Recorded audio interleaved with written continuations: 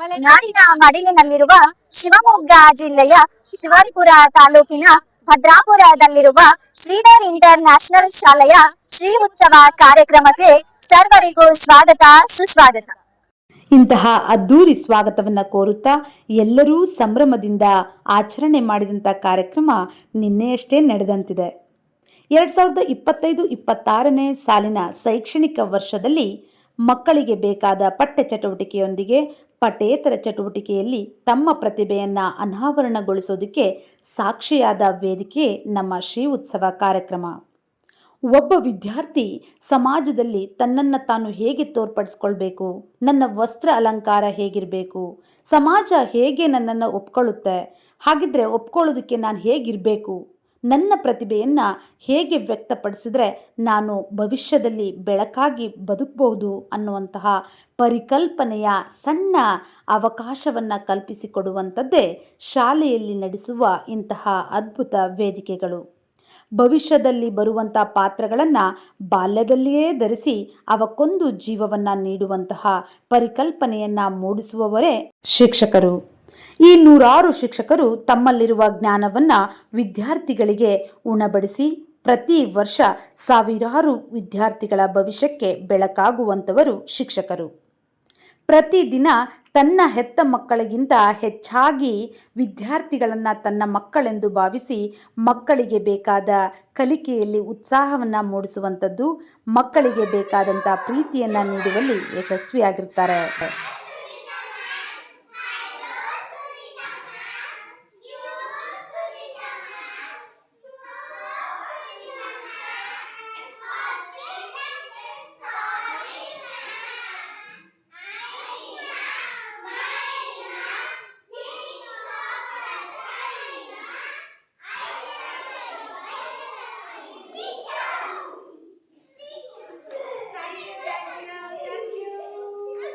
ಮಕ್ಕಳ ಪ್ರೀತಿ, ಮಕ್ಕಳ ಚಪ್ಪಾಳೆ ಪಡೆಯುವಂಥದ್ದು ಪ್ರತಿಯೊಬ್ಬ ಶಿಕ್ಷಕರ ಪುಣ್ಯದ ಫಲವೇ ಸರಿ.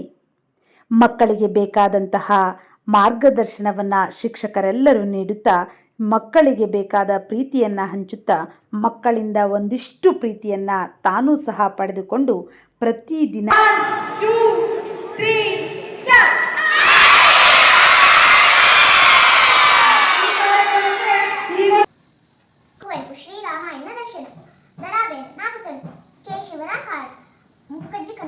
ನನ್ನ ಮನೆ ಚಂದದ ಮನೆ, ಅಜ್ಜಿ ತಾತ ಕಟ್ಟಿದ ಮನೆ, ತಂದೆ ತಾಯಿಯ ಪ್ರೀತಿ ಸಿಕ್ಕ ಮನೆ, ನಾನು ಆಡಿ ಬೆಳೆದ ಮನೆ, ಅಮ್ಮನ ಕೈತುತ್ತು ಅಪ್ಪನ ಹಾರೈಕೆ ಸಿಕ್ಕ ಮನೆ, ನನಗೆ ಸಿಕ್ಕ ಭಾಗ್ಯದ ನೆಲೆ.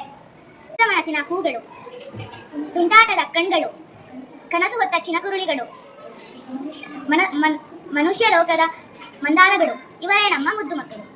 ಶಿವನ ಹೆಂಡತಿ ಪಾರು, ಕಣ್ಣಲ್ಲಿ ಬರುವುದು ನೀರು, ಆದರೆ ನನ್ನ ತಂದೆ ತಾಯಿಯೇ ದೇವರು.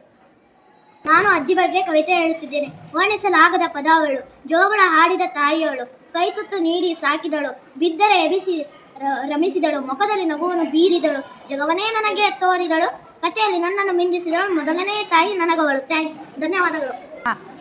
ನನ್ನ ಹೆಸರು ಬಾಣವಿ. ನಾನು 2ನೇ ತರಗತಿಯಲ್ಲಿ ಓದುತ್ತಿದ್ದೇನೆ. ನಾನು ಹೋದೆ ಶಾಲೆಗೆ, ಕುಳಿತೆ ಒಂದು ಮೂಲೆಗೆ, ಗಾಳಿ ಬಂತು ತಣ್ಣಗೆ, ನಿದ್ದೆ ಬಂತು ಕಣ್ಣಿಗೆ, ಮ್ಯಾಮ್ ಬಂದು ಮೆಲ್ಲಗೆ, ಕೊಟ್ಟು ಒಂದು ಕೆನ್ನೆಗೆ, ಎದ್ದು ಕುಳಿತೆ ಮೆಲ್ಲಗೆ, ನನ್ನ 2ನೇ ತರಗತಿಯಲ್ಲಿ ಓದುತ್ತಿದ್ದೇನೆ. ನಾನು ಇವತ್ತು ಶಿಕ್ಷಣದ ಬಗ್ಗೆ ಹೇಳುತ್ತಿದ್ದೇನೆ. ಶಿಕ್ಷಣದ ಬೇರು ಅತ್ಯಂತ ಕಹಿ, ಆದರೆ ಅದರ ಫಲ ಜೇನಿಗಿಂತನೂ ಸಿಹಿ. ಇಡೀ ಜಗತ್ತನ್ನು ಬದಲಾಯಿಸಲು ಬಳಸಬಹುದಾದ ಅತ್ಯಂತ ಶಕ್ತಿಶಾಲಿ ಅಸ್ತ್ರ ಶಿಕ್ಷಣ. ಯಾರು ಕದಿಯದ ಆಸ್ತಿ ಶಿಕ್ಷಣ. ಹಣ ಅಷ್ಟೇ ಕದಿಯಬಹುದು, ಆದರೆ ವಿದ್ಯೆ ಯಾರಿಂದನೂ ಕದಿಯೋಕೆ ಸಾಧ್ಯವಿಲ್ಲ. ಶಿಕ್ಷಣ ಎಂದರೆ ವಿದ್ಯೆ ಮಾತ್ರ ಅಲ್ಲ, ಜೊತೆಗೆ ವಿನಯ, ವಿದ್ಯತೆ ಹಾಗೂ ಸಮಾಜದಲ್ಲಿ ಹೇಗಿರಬೇಕು ಅಂತ ಅರಿತುಕೊಳ್ಳುವುದೇ ಶಿಕ್ಷಣ. ಎಲ್ಲರಿಗೂ ಧನ್ಯವಾದಗಳು. ಎಲ್ಲರಿಗೂ ಶುಭೋದಯ. ನನ್ನ ಹೆಸರು ಅದೀಬಾ ಕೌಸರ್.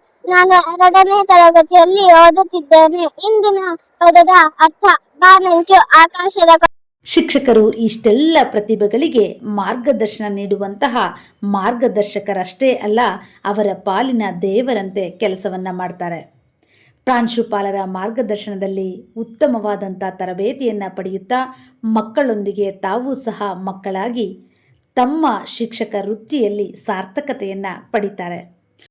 ಕೇವಲ ಶಿಕ್ಷಣ ಸಂಸ್ಥೆ ಪಟ್ಟದಲ್ಲಿರುವ ಬೋಧನೆಯನ್ನು ಮಾಡೋದಕ್ಕಷ್ಟೇ ಸೀಮಿತವಾಗಿರದೆ ಪ್ರತಿಯೊಂದು ಮಗುವಿನ ತಂದೆ ತಾಯಿಯನ್ನು ಪೋಷಕರನ್ನು ಗೌರವದಿಂದ ಕಾಣುತ್ತಾ ಅವರಿಗೆ ಸಲ್ಲಿಸಬೇಕಾದ ಗೌರವವನ್ನು ಸಲ್ಲಿಸುತ್ತಾ ಶಾಲೆಯಲ್ಲಿ ನಡೆಯುವ ಎಷ್ಟೋ ಕಾರ್ಯಕ್ರಮಗಳಿಗೆ ಪೋಷಕರನ್ನು ಆಗಮಿಸುವಂತೆ ಮಾಡಿ ಅವರಿಗೆ ಅವರ ಮಕ್ಕಳೊಂದಿಗೆ ಸಮಯ ಕಳೆಯೋದಕ್ಕೆ ಬಿಡಲಾಗುತ್ತದೆ. ಈ ಕಾರಣ ಯಾಕೆ ಅಂತ ಹೇಳಿದ್ರೆ, ಒಂದು ಮಗು ಪ್ರತಿದಿನ ಶಿಕ್ಷಕರ ಧೈರ್ಯದಲ್ಲಿ ಬೆಳೀತಾ ಇರತ್ತೆ, ವೇದಿಕೆಯನ್ನು ಹತ್ತುತ್ತಾ ಇರತ್ತೆ. ಆದರೆ ಶಿಕ್ಷಕರು ಎಷ್ಟು ಮುಖ್ಯನೋ ಪೋಷಕರು ಅಷ್ಟೇ ಮುಖ್ಯ.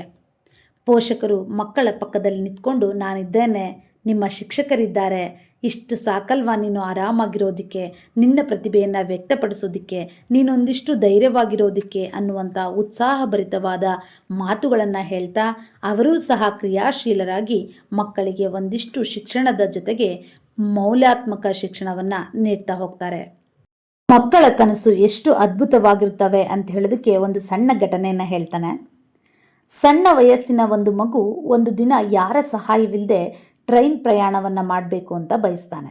ಮನೆಗೆ ಹೋಗಿ ಅಮ್ಮಂಗೆ ಹೇಳ್ತಾನೆ, ನಾನು ಇವತ್ತು ಟ್ರೈನಲ್ಲಿ ಒಬ್ಬನೇ ಹೋಗಬೇಕು, ಯಾರ ಸಹಾಯವಿಲ್ಲದೆ ಒಂದು ದಿನ ಪ್ರಯಾಣವನ್ನು ಮಾಡಬೇಕು, ಇದು ನನ್ನ ಮಹದಾಸೆ ಅಂತ ಹೇಳ್ತಾನೆ.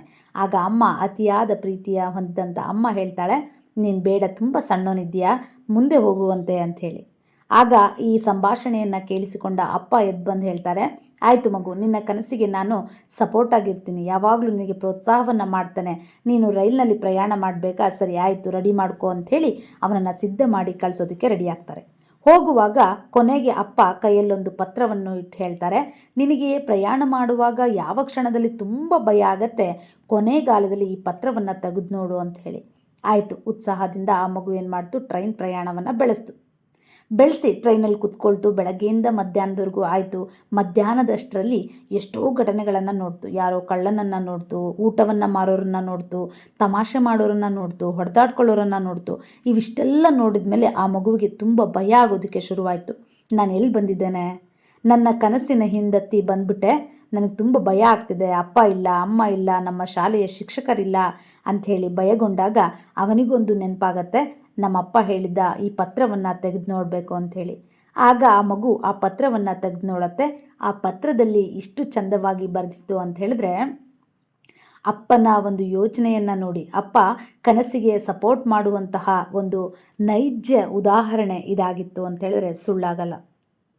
ಮಗು, ನೀ ಹೆದರ್ಕೋಬೇಡ, ನೀನು ಮುಂದಿನ ಬೋಗಿಯಲ್ಲಿ ಪ್ರಯಾಣವನ್ನು ಮಾಡ್ತಾ ಇದ್ದೀಯಾ, ನಿನ್ನ ಹಿಂದಿನ ಬೋಗಿಯಲ್ಲಿ ನಾನಿದ್ದೇನೆ, ನೀನು ಧೈರ್ಯವಾಗಿ ಪ್ರಯಾಣ ಮಾಡು, ನೀನು ಇಳಿದ ತಕ್ಷಣ ನಾನು ನಿನ್ನನ್ನು ಕರ್ಕೊಂಡು ಹೋಗ್ತಾನೆ ಮನೆಗೆ ಅಂಥೇಳಿ ಆ ಪತ್ರದಲ್ಲಿ ಬರೆದಿತ್ತು. ಆಗ ಮಗು ತುಂಬ ಖುಷಿಪಟ್ಟ, ನನ್ನ ಅಪ್ಪ ನನ್ನ ಕನಸಿಗೆ ಸಾಥ್ ಕೊಟ್ರಲ್ಲ ಅಂಥೇಳಿ. ಇದಲ್ವಾ ಪೋಷಕರು ಮತ್ತು ಶಿಕ್ಷಕರು ಮಕ್ಕಳಿಗೆ ಪ್ರೋತ್ಸಾಹ ಮಾಡುವಂಥದ್ದು? ಖಂಡಿತವಾಗಿಯೂ. ಗುರು ಅನ್ನುವಂಥ ಸ್ಥಾನದಲ್ಲಿ ತಂದೆಯಾದರೂ ಇರ್ಬೋದು, ತಾಯಿಯಾದರೂ ಇರ್ಬೋದು, ಶಿಕ್ಷಕರಾದರೂ ಇರ್ಬೋದು. ದೇವರಿಗಿಂತ ದೊಡ್ಡವನು ಗುರು. ಯಾಕೆ ಅಂತ ಹೇಳಿದ್ರೆ, ಗುರುವಿನ ಗುಲಾಮನಾಗುವ ತನಕ ದೊರೆಯದಣ್ಣ ಮುಕುತಿ. ಈ ಮಾತನ್ನು ಸುಮ್ಮನೆ ಹೇಳಿಲ್ಲ. ಗುರುವಿನ ಗುಲಾಮನಾಗುವವರೆಗೂ ಯಾರಿಗೂ ಮುಕ್ತಿ ಸಿಗೋದಿಲ್ಲ. ಯಾಕೆ ಅಂತ ಹೇಳಿದ್ರೆ, ದೇವರ ಅದ್ಭುತ ಕಲ್ಪನೆಯನ್ನು ಪರಿಚಯ ಮಾಡಿಕೊಡೋನೇ ಗುರು. ಮಕ್ಕಳು ದೇವರಿಗೆ ಸಮಾನ ಅಂತ ಹೇಳ್ತಾರೆ. ಅಂಥ ದೇವರಿಗೆ ಸಮಾನವಾದ ಮಕ್ಕಳಿಗೆ ದೇವರ ಪರಿಕಲ್ಪನೆಯನ್ನು ಮೂಡಿಸುವಂಥ ಶ್ರೇಷ್ಠವಾದ ಕೆಲಸದಲ್ಲಿ ಗುರುಗಳಿರ್ತಾರೆ. ಗುರುಗಳು ಮಕ್ಕಳಿಗೆ ಹೇಳ್ತಾರೆ, ದೇವರು ಹೇಗಿರ್ತಾನೆ, ದೇವರು ಏನು ಮಾಡ್ತಾನೆ, ದೇವರು ನಮ್ಮನ್ನು ಹೇಗೆ ವೀಕ್ಷಿಸ್ತಿರ್ತಾನೆ, ದೇವರಿಗೆ ನಾವು ಹೇಗೆ ನಮಸ್ಕಾರವನ್ನು ಮಾಡಬೇಕು, ಹೇಗೆ ಗೌರವವನ್ನು ಸಲ್ಲಿಸಬೇಕು ಅನ್ನುವಂಥ ವಿಚಾರವನ್ನು ಹೇಳಿಕೊಡುವಂಥವರೇ ಗುರು. ಹಾಗಾಗಿ ಗುರು ಯಾವಾಗಲೂ ದೇವರಿಗಿಂತ ಶ್ರೇಷ್ಠವಾದ ಸ್ಥಾನದಲ್ಲಿರ್ತಾರೆ. ಈ ವರ್ಷದಲ್ಲಿ ನಡೆದ ಹಲವು ಚಟುವಟಿಕೆಯ ತುಣುಕು ವಿಡಿಯೋಗಳನ್ನು ನಿಮ್ಮೊಂದಿಗೆ ಶೇರ್ ಮಾಡಿ ನಮ್ಮ ವಿದ್ಯಾರ್ಥಿಗಳ ಚಟುವಟಿಕೆಯನ್ನು ತೋರ್ಪಡಿಸಿದ್ದೇನೆ. ನಾವು ಆಲ್ರೆಡಿ ಮಾರ್ಚ್ ತಿಂಗಳಲ್ಲಿದ್ದೇವೆ. ಇನ್ನೇನು ಕೆಲವೇ ದಿನಗಳಲ್ಲಿ ನಮ್ಮ ಮಕ್ಕಳ ಫಲಿತಾಂಶವನ್ನು ನೀಡುವ ಭರದಲ್ಲಿ ನಾವಿದ್ದೇವೆ. ಒಂದು ಮಗುವಿಗೆ ಒಂದು ಸಂಸ್ಥೆ ಎಷ್ಟು ಮುಖ್ಯ ಆಗತ್ತೆ ಅನ್ನುವಂಥದ್ದು ಇವೆಲ್ಲ ಚಟುವಟಿಕೆಯ ವಿಡಿಯೋಗಳನ್ನು ನೋಡಿ ನಿಮಗೂ ಅನಿಸಿರ್ಬೋದಲ್ಲ. ಇಂಥ ಉತ್ತಮ ಚಟುವಟಿಕೆಯ ಮೂಲಕ ಉತ್ತಮ ಭವಿಷ್ಯವನ್ನು ರೂಪಿಸ್ಕೊಳ್ಬೇಕಾದ್ರೆ ನಿಮ್ಮ ಮಗುವಿಗೆ ಇಂಥ ಶಿಕ್ಷಣ ಸಂಸ್ಥೆ ಅತಿ ಮುಖ್ಯ. ಹಾಗಾಗಿ ನಮ್ಮ ಶ್ರೀಧರ್ ಇಂಟರ್ನ್ಯಾಷನಲ್ ಸ್ಕೂಲಿಗೆ ನಿಮ್ಮ ಮಗುವನ್ನು ಸೇರಿಸುವ ಆಸಕ್ತಿ ಇದ್ದಲ್ಲಿ ಖಂಡಿತವಾಗಿಯೂ ನಮ್ಮ ಶಾಲೆಗೆ ಒಂದು ದಿನ ನೀವು ಸಹ ಭೇಟಿ ನೀಡಿ ಇಲ್ಲಿಯ ವಾತಾವರಣದೊಂದಿಗೆ ನಿಮ್ಮ ಮಗುವಿಗೆ ಉತ್ತಮ ಭವಿಷ್ಯವನ್ನು ರೂಪಿಸಿಕೊಡಿ. ಈ ಒಂದು ವಿಡಿಯೋವನ್ನು ನೋಡಿ ಸಪೋರ್ಟ್ ಮಾಡಿ, ಹಾಗೆ ಶೇರ್ ಮಾಡಿ. ನಿಮಗೆ ಅನಿಸಿದಂಥದ್ದನ್ನು ಕಮೆಂಟ್ ಮೂಲಕ ತಿಳಿಸಿ. ನನ್ನ ಮುಂದಿನ ವಿಡಿಯೋಕ್ಕೆ ತುಂಬ ಅನುಕೂಲವಾಗುತ್ತೆ. ಪ್ರತಿದಿನ ಖುಷಿಯಾಗಿರಿ, ಬೇರೆಯವರಿಗೂ ನಿಮ್ಮ ಖುಷಿಯನ್ನು ಹಂಚ್ತಾ ಇರಿ. ಈ ವಿಡಿಯೋನ ವೀಕ್ಷಿಸಿದ ಎಲ್ಲರಿಗೂ ಈ ಸುನೀತಾಳಿಂದ ಹೃದಯಪೂರ್ವಕ ಧನ್ಯವಾದಗಳು.